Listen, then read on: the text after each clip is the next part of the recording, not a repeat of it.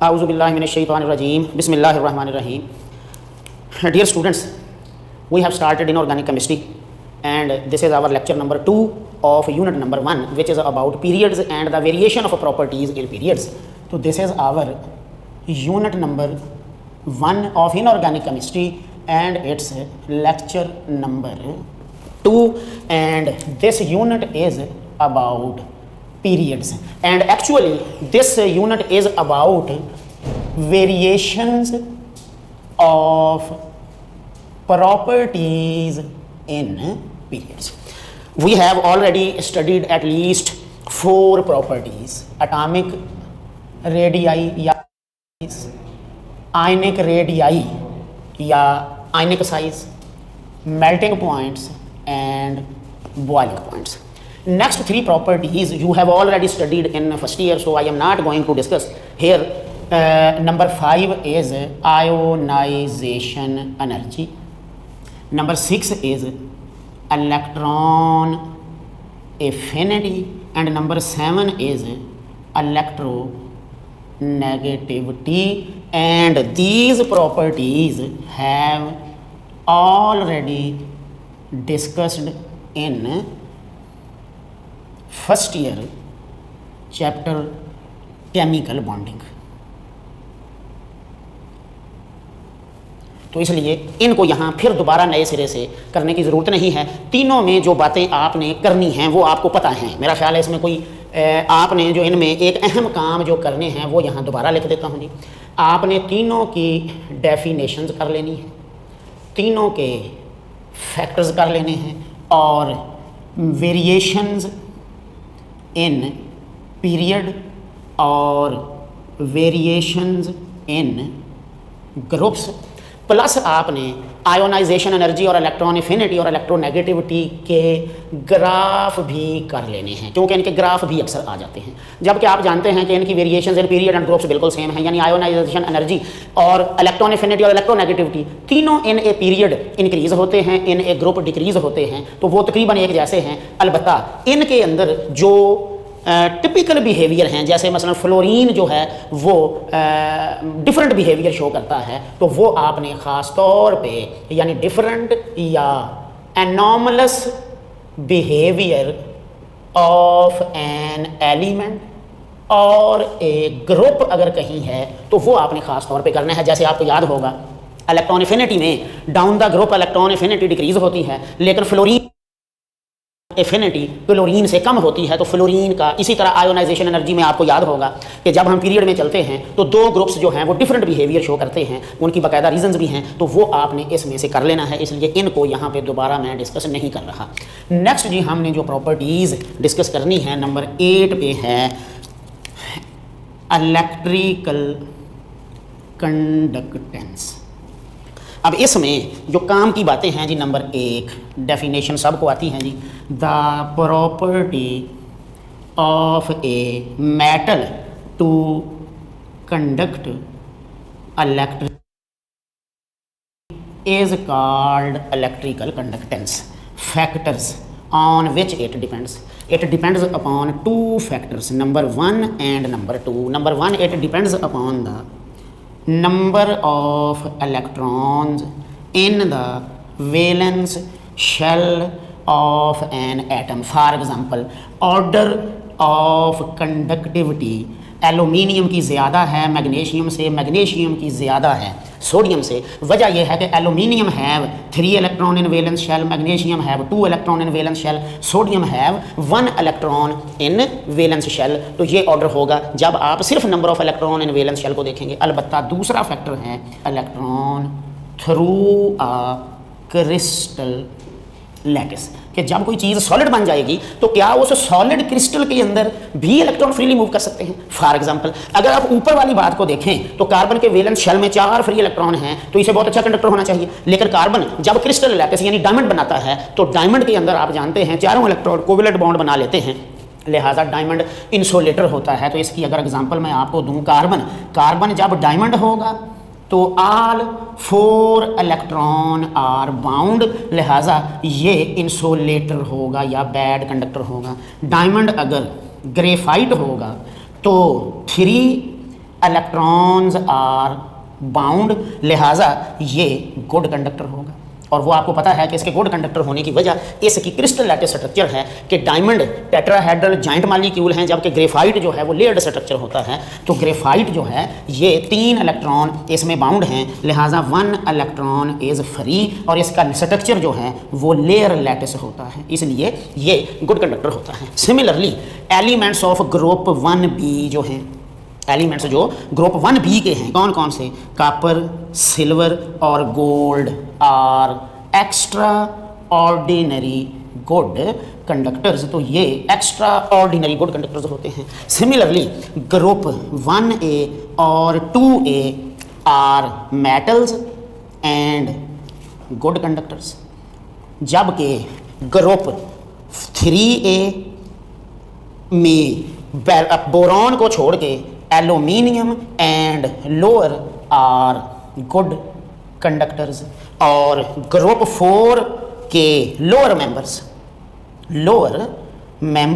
अपना carbon, silicon, germanium, tin और lead are good conductors, जबकि ग्रुप 5a के nitrogen, sulphur, nitrogen, phosphorus, arsenic, antimony वगैरह में जो बिल्कुल लोअर मेंबर हैं वो गुड कंडक्टर हैं, और ग्रुप 6a, 7a और 8a जो कि नॉन मेटल्स हैं, मोस्टली मैं कह रहा हूं, क्यों? ग्रुप 6 का बिल्कुल आखिरी मेंबर जो है वो मेटल है, उसे छोड़ दें, जबकि ये सारे नॉन मेटल्स हैं। तो non metals are bad conductors या इंसुलेटर्स। तो ये है electrical conductivity. In general electrical conductivity period में, इन ए पीरियड अगर देखा जाए तो अगर मैं सेकंड पीरियड लिखूं, सेकंड पीरियड, तो इलेक्ट्रिकल कंडक्टिविटी यूं होगी कि ये सेकंड पीरियड में आएगा जी lithium, beryllium, boron, carbon, nitrogen, oxygen,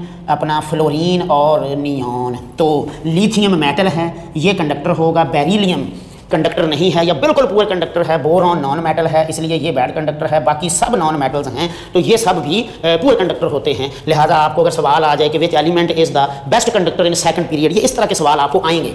which element is the best conductor in period number 2, तो वो अब आप देख लें कि पीरियड नंबर 2 जो है उसमें लिथियम जो है वो सबसे बेस्ट कंडक्टर होगा। तो ये पीरियड नंबर 2 का आंसर होगा लिथियम। और अगर यही सवाल आ जाए इन पीरियड नंबर 3, तो फिर आंसर ये नहीं होगा। क्यों? पीरियड नंबर 3 के एलिमेंट्स होंगे सोडियम, मैग्नीशियम और एल्यूमिनियम, तो पीरियड नंबर 3 का होगा एल्यूमिनियम। वजह यह है कि वो मेटल्स हैं, जबकि इधर बोरॉन नॉन मेटल हो जाता है, तो इसलिए इस तरह के सवाल आपको आएंगे। सिमिलरली मुमकिन है सवाल वो दे दे जी which elements of group 4a are good conductors, तो अब ऑप्शन डिफरेंट हो सकते हैं। मसलन हो सकता है top elements, middle elements, lower elements, मतलब इस तरह के ऑप्शन हो सकते हैं। तो ये 4 के जो लोअर मेंबर्स होते हैं, टिन और लेड जो हैं, ये गुड कंडक्टर्स होते हैं। तो ये है एक general trend of electrical conductance. Group 1 और 2 में electrical conductance down the group generally increase होती है, लेकिन पीरियड में आपको मैंने बता दिया कि अब यहाँ का जो ग्राफ आएगा, थर्ड पीरियड का ग्राफ अगर मैं यहाँ ड्रा करूँ, तो यहाँ से अगर मैं चलूँ कि ये है ग्रुप 1, ये 2, ये 3, ये 4, ये 5, ये 6 और ये आ गया 7, ये आ गया 8,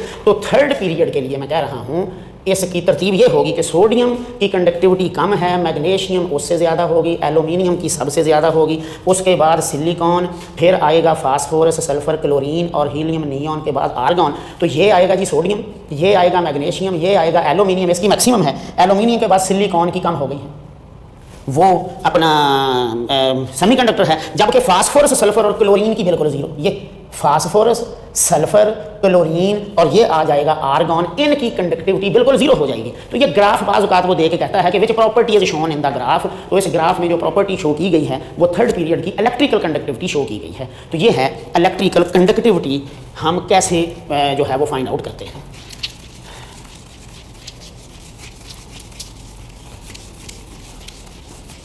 देखेंगे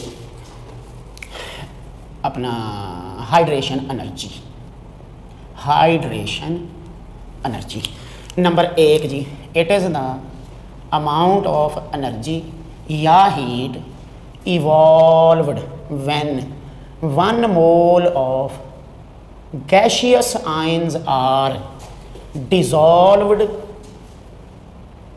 इन एक्वस सोल्यूशन। तो जब एक mole gaseous ions aqueous solution में डिसॉल्व किए जाते हैं तो जो अमाउंट ऑफ हीट इवॉल्व्ड होती है, इसका मतलब है कि इट इज़ एक्सोथर्मिक प्रोसेस। मसलन अगर आप H पॉजिटिव आयन का एक मोल एक्वस यानी पानी में हल करेंगे तो H पॉजिटिव एक्वस हो जाएंगे, तो इसका डेल्टा H जो है ये होता है -1075 किलो जॉल पर मोल। ये हमेशा पर मोल में ली जाती है। और hydration energy depends upon 2 factors. Number 1 size of ion, number 2 charge on ion.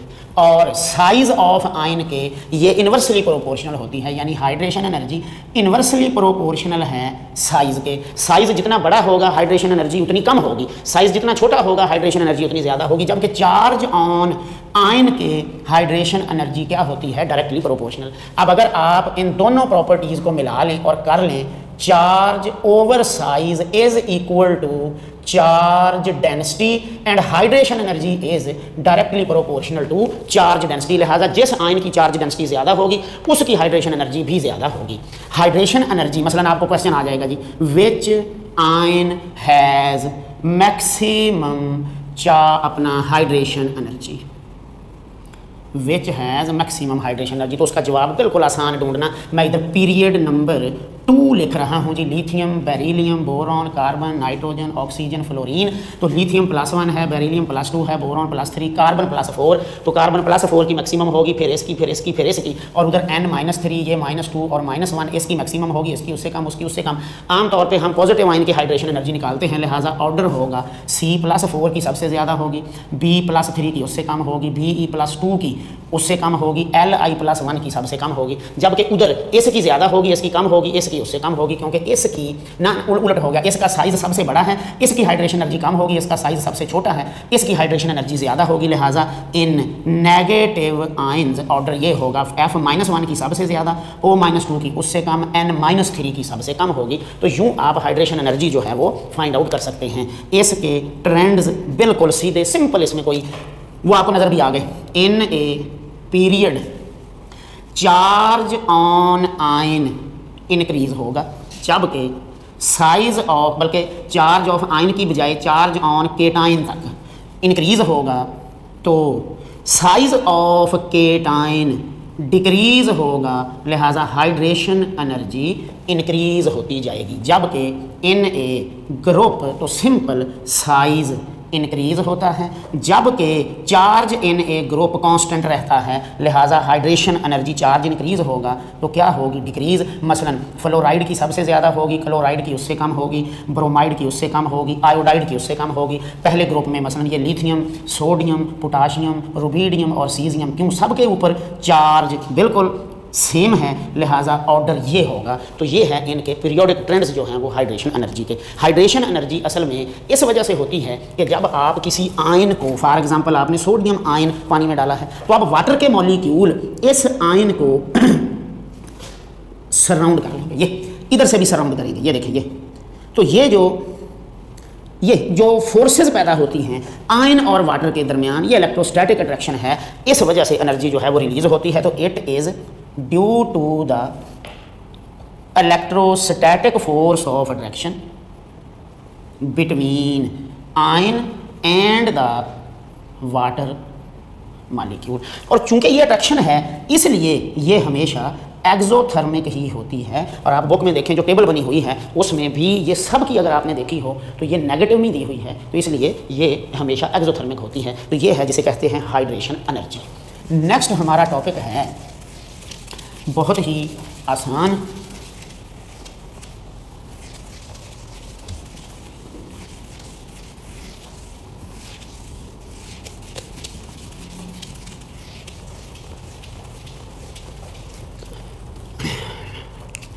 Next हमारा टॉपिक आ गया जी ऑक्सीडेशन स्टेट्स। अहम पॉइंट नोट करें जी। Number 1, it is the apparent charge on an atom in an ion और compound. It may be positive, negative और zero. ये ज़ीरो भी हो सकता है। Oxidation state in ionic compounds is equal to the number of electrons lost और gained, जबकि इन covalent compounds oxidation state is determined on the basis of electronegativity difference.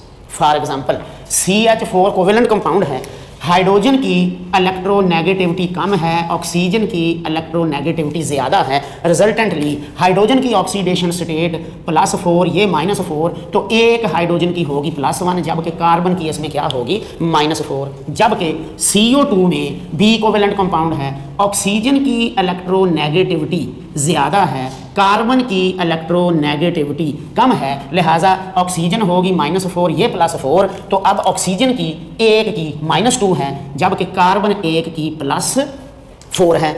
और C6H12O6 में ऑक्सीजन की इलेक्ट्रोनेगेटिविटी सबसे ज़्यादा है, ये -12 होंगे, हाइड्रोजन की इलेक्ट्रोनेगेटिविटी कम है, ये +12 होंगे, तो कार्बन की ऑक्सीडेशन स्टेट 0 होगी। तो ग्लूकोज में कार्बन की ऑक्सीडेशन स्टेट 0 है, लिहाजा आप ये 4A की, तो इनकी ऑक्सीडेशन स्टेट बराबर होती है is equal to the number of electrons in valence shell, is equal to the number of electrons in valence shell, लिहाजा वो वही है जो उसका ग्रुप नंबर है, तो ये इनके इक्वल टू ग्रुप नंबर, लिहाजा सीधा सीधा 1A की +1, 2A की +2, 3A की +3, जबकि ग्रुप 5A to 7A दो किस्मों की होंगी। Number of electron in valence shell, जैसे 5A की +5 है, 6A की +6 है, 7A की +7 भी होती है, जबकि एक ये होगी number of vacancies in valence shell. तो 5A में वैकेंसीज कितनी हैं 3, 6A में वैकेंसीज कितनी हैं 2, 7A में वैकेंसीज कितनी हैं 1, लिहाजा ये उनके नंबर ऑफ वैकेंसीज यानी 8 माइनस देयर ग्रुप नंबर के बराबर होगी। For example oxidation state of sulphur अगर आप देखें इन H2SO4 तो ये होगी +6 which is equal to the number of electron in valence shell. In H2S -2 होगी which is equal to the number of vacancies in valence shell, तो जो number of vacancies के बराबर होगी। और ये सल्फर आप देखें ग्रुप 6 में होता है, तो ये है oxidation state in a group, oxidation state in a group remain constant, जबकि oxidation state in a period change regularly, और वो चेंज ये है ग्रुप 1 की +1, फिर +2, ग्रुप 3 की +3, 4 की 4, -3, -2, -1, और oxidation state of group 8A 0 होती है नोबल गैसेस की, तो ग्रुप 8A ऑक्सीडेशन स्टेट 0, इसीलिए इनको 0 ग्रुप एलिमेंट्स भी कहा जाता है, जबकि oxidation state of transition elements क्या होती हैं वेरिएबल, और ये इस वजह से कि they have many electrons in their valence shell, specially d orbital. तो इनके d ऑर्बिटल में चूंकि बहुत सारे इलेक्ट्रॉन होते हैं जो ये एक एक करके लूज कर सकते हैं, तो इसलिए इनकी ऑक्सीडेशन स्टेट्स जो हैं वो वेरिएबल होती हैं। तो इसमें से जो 2 बड़े कॉमन क्वेश्चन आते हैं वो मैं यहाँ लिख रहा हूँ, वो बड़े दिलचस्प क्वेश्चन भी इसमें से आते हैं। एक तो बड़ा कॉमन, भाई आपको ऑक्सीडेशन स्टेट पूछ ली जाए, for example the oxidation state of phosphorus in phosphate ion is, तो PO4 -3 में फास्फोरस की कितनी होगी, तो ये है P, ये है O4, दोनों की ऑक्सीडेशन का सम -3 आना चाहिए, 4 ऑक्सीजन -8 हैं, तो ये होना चाहिए +5, तो A -8 +5 आएगा -3, तो ये है, इस तरह का सवाल आपको आ सकता है। अच्छा, in which compound oxidation state of sulphur is maximum. तो आपको कंपाउंड दिए हो सकते हैं SO2, SO3, H2SO4, H2SO3 वगैरह वगैरह। तो अब आप देखें अपना SO2 और कोई H2S चलें जी। तो अब इनमें किस की सल्फर की ऑक्सीडेशन स्टेट किस में मैक्सिमम है? तो आपको ऑक्सीडेशन स्टेट्स लिखनी पड़ेगी। इसमें +4 है, इसमें -2 है, इसमें +6 है, इसमें अपना ये -6 हो गई, ये +2, तो ये +4, तो ये H2SO4 में सल्फर की मैक्सिमम +6 है। अच्छा, एक और बहुत दिलचस्प सवाल जो इसमें से आता है और वो ये होता है कि if oxidation state of A is -2 या +2, B is +1 and C is -3। चलें C ना लिखें, X लिख लें, इसे B ना लिखें, Y मतलब कोई भी लिख सकते हैं आप, वो ऐसे जनरल। तो फिर सवाल होता है which is the correct formula. तो आपको नीचे कंपाउंड दिए होंगे A2XY, AX2Y, AX2Y3, A2XY2, यूं करके दिए हुए होते हैं। तो इनमें बहुत सिंपल टेक्निक होती है, बिल्कुल सिंपल टेक्निक होती है कि आपने इनके ऑक्सीडेशन नंबर ऊपर लिख के ऐड कर लेने हैं। ऑक्सीडेशन नंबर ऐड कर लेने हैं। जिनके ऑक्सीडेशन नंबर का सम 0 आएगा वो इसका करेक्ट ऑप्शन होगा। मसलन देखिए, मैं एक का आपको करके दिखाता हूँ। A की +2 है तो 2 A की होनी चाहिए +4। X की +1 है तो 1 X की होनी चाहिए +1। अच्छा जी, अच्छा X की सॉरी -3 है तो 1 X की होनी चाहिए -3। Y होनी चाहिए +1। तो अब ये +4 और +1 +5 और -3 इनका सम नॉट इक्वल टू 0, लिहाजा ये वाला ऑप्शन दुरुस्त नहीं है। तो आप बाकियों के भी इसी तरह कर लेंगे, जिनका सम 0 आएगा वो फार्मूला दुरुस्त होता है। तो ये है इसमें से जो अक्सर, अच्छा बाज़ औक़ात बिल्कुल जनरल सवाल आ जाते हैं जी पीरियोडिक टेबल में से, which group of the periodic table shows 0 oxidation state. तो डेफिनेटली अभी हमने ऊपर लिखा नोबल गैसेस हैं। अच्छा जी, which of these elements will show the variable oxidation state. तो आप ट्रांजिशन एलिमेंट को ढूंढ लेंगे कि उसे 0 शो करनी चाहिए। इसी तरह से बाकियों में भी आपको पता होना चाहिए कि किस ग्रुप की ऑक्सीडेशन स्टेट कितनी है। तो ये है इसमें से जो मोस्ट कॉमन क्वेश्चन आते हैं। बाज़ औक़ात बिल्कुल जनरल क्वेश्चन आ जाते हैं। मसलन मैं एक सवाल लिखता हूँ कि ये सवाल यूँ आपको जनरल, बिल्कुल जनरल क्वेश्चन होगा जी।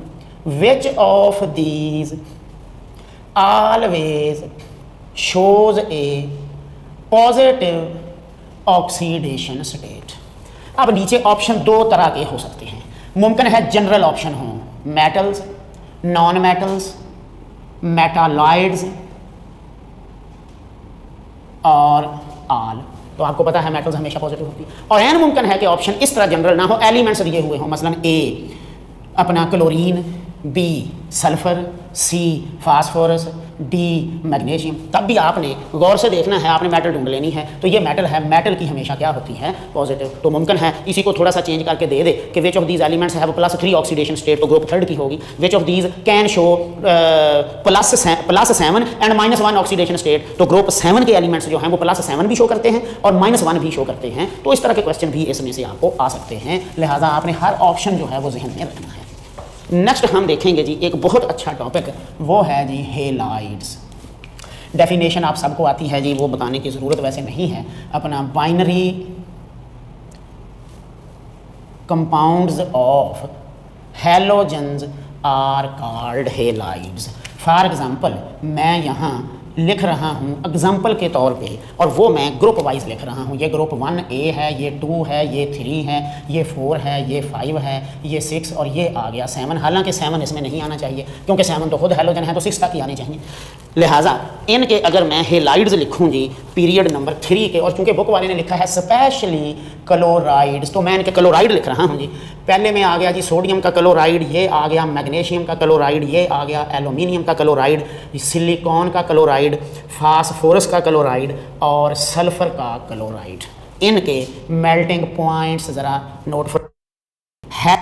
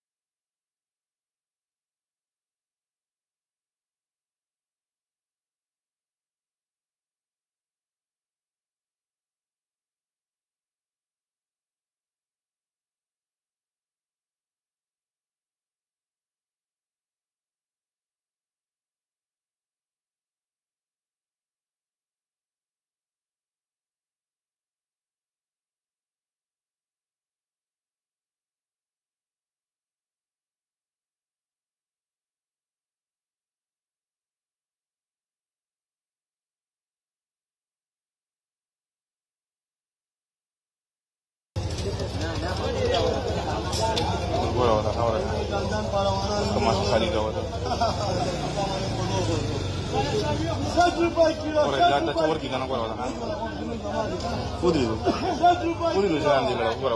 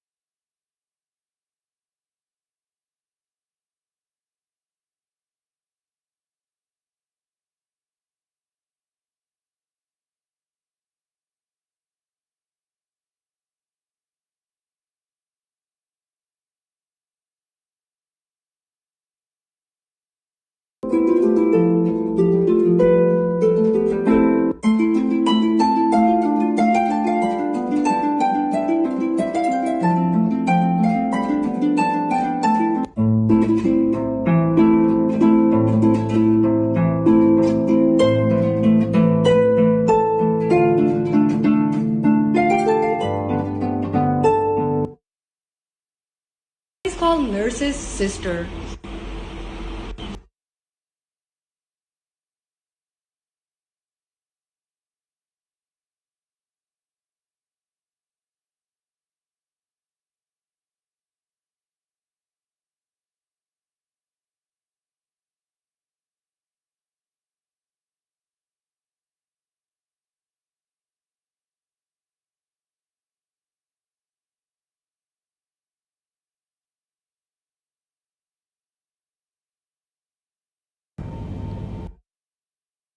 You see it there on the purple. We gotta hit the purple.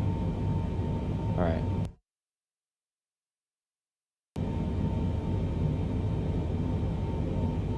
Smooth turning.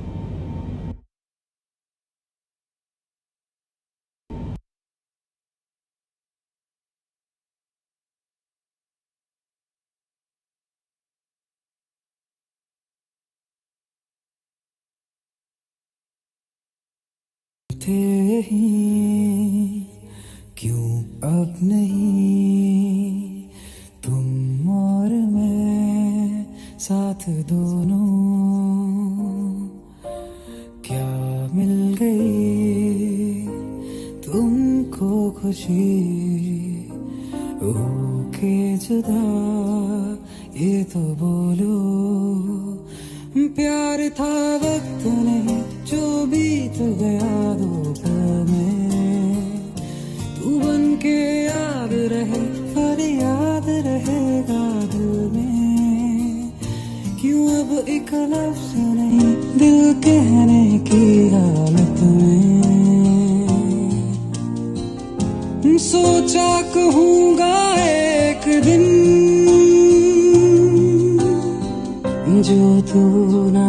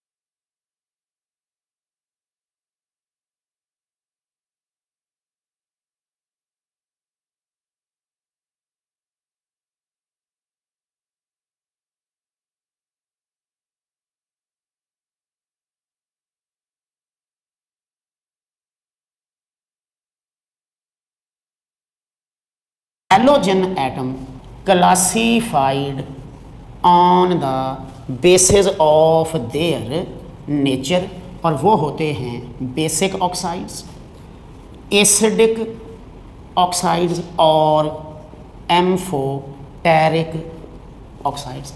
Basic oxides आमतौर पे मेटल्स के होते हैं, लिहाजा ग्रुप 1A और 2A जो हैं वो बेसिक ऑक्साइड्स बनाएंगे।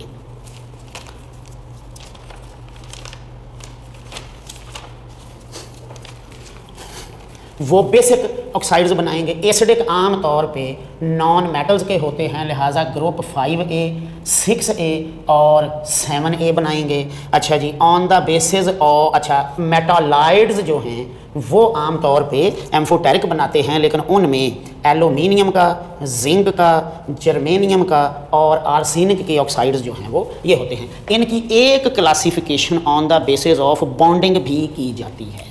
On the basis of bonding वो वही जो अभी हमने पढ़ी, आयनिक होते हैं, कोवेलेंट होते हैं और इंटरमीडिएट होते हैं। इनकी एक classification on the basis of their oxidation state भी की जाती है। इस बेस पे नॉर्मल ऑक्साइड्स होते हैं जिनमें ऑक्सीजन -2 होती है, पर ऑक्साइड्स होते हैं जिनमें ऑक्सीजन -1 होती है, और सुपर ऑक्साइड्स होते हैं जिनमें ऑक्सीजन -1/2 होती है। लिहाजा इनको क्लासीफाई करने के भी बहुत सारे तरीके हैं। तो आपको बाज़ औक़ात बड़ा आसान सवाल भी आ जाता है कि विच of these oxides is basic oxide, which of these is acidic, which is amphoteric. तो इस तरह के सवाल आप बड़े आराम से फाइंड आउट कर सकते हैं। ऑक्साइड्स की चंद इंपॉर्टेंट पॉइंट्स आपने नोट करने हैं जी, जो बहुत ज़रूरी हैं। नंबर 1, बेसिक ऑक्साइड्स मेटल्स के होंगे, ख़ास तौर पे lithium, sodium, magnesium. Acidic oxides non metals के होंगे, मसलन carbon, nitrogen, oxygen, sulphur, phosphorus. Amphoteric oxides less electropositive elements, for example जी बेरिलियम का ऑक्साइड, एल्यूमिनियम का ऑक्साइड, Bi2O3 और जिंक का ऑक्साइड, ये एम्फोटेरिक ऑक्साइड समझे जाते हैं। और अगर मैं पीरियड में लिखूं तो ये है सोडियम का ऑक्साइड, ये है मैग्नीशियम का ऑक्साइड, ये है एल्यूमिनियम का ऑक्साइड, ये है फास्फोरस का ऑक्साइड, ये है सल्फर का ऑक्साइड और ये है क्लोरीन का ऑक्साइड। तो ये मैंने पीरियड में ऑक्साइड लिखे हैं। तो पीरियड में आप इनको देखें, ये स्ट्रॉन्ग बेसिक हैं, ये उसकी निस्बत वीक बेसिक हैं, ये एम्फोटेरिक हैं, ये वीक एसिड हैं, ये स्ट्रॉन्ग एसिड हैं और ये वेरी स्ट्रॉन्ग एसिड है।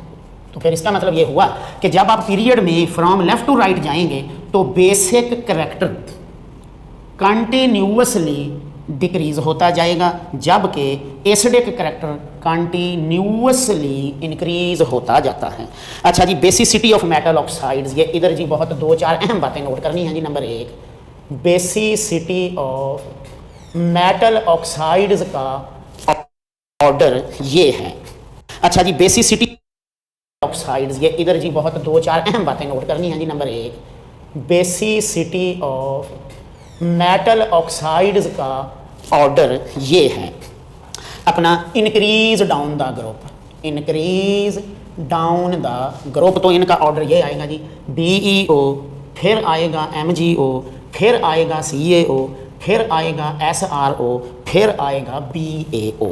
सिमिलरली नंबर 2, इन transition metal oxides reverse trend पाया जाता है। और ये असल में इस वजह से है कि इनके साइज़ तो आलमोस्ट सेम हैं, लेकिन न्यूक्लियर चार्ज इंक्रीज होता जाता है। इस वजह से ट्रांजिशन मेटल ऑक्साइड का ये ट्रेंड बिल्कुल रिवर्स है। क्या मतलब है? मेटल ऑक्साइड में इंक्रीज डाउन द ग्रुप है तो ट्रांजिशन मेटल में डिक्रीज डाउन द ग्रुप होगा। और number 3, the acidity increase by increasing the oxidation state. लिहाजा MnO, Mn2O3, MnO2 और फिर होगा Mn2O7। तो आप इसमें Mn की ऑक्सीडेशन स्टेट नोट करें, ये होगी +2, ये होगी +3, ये +4 और ये होगी +7। तो ये है इनकी एसिडिटी के जैसे जैसे ऑक्सीडेशन स्टेट इंक्रीज होती है तो एसिडिक फैक्टर भी इंक्रीज होता जाता है। तो ये था डियर स्टूडेंट्स हमारा इनऑर्गेनिक का यूनिट नंबर 1 जो खासा लेंथी भी था। तो उम्मीद है कि आपने इसको फॉलो किया होगा। नेक्स्ट इंशाल्लाह हम यूनिट नंबर 2 शुरू करेंगे। अगर कोई भी प्रॉब्लम हो, कोई भी मसला हो तो आप उसे लाइव सेशन में डिस्कस कर सकते हैं। थैंक यू डियर स्टूडेंट्स, अल्लाह हाफिज़।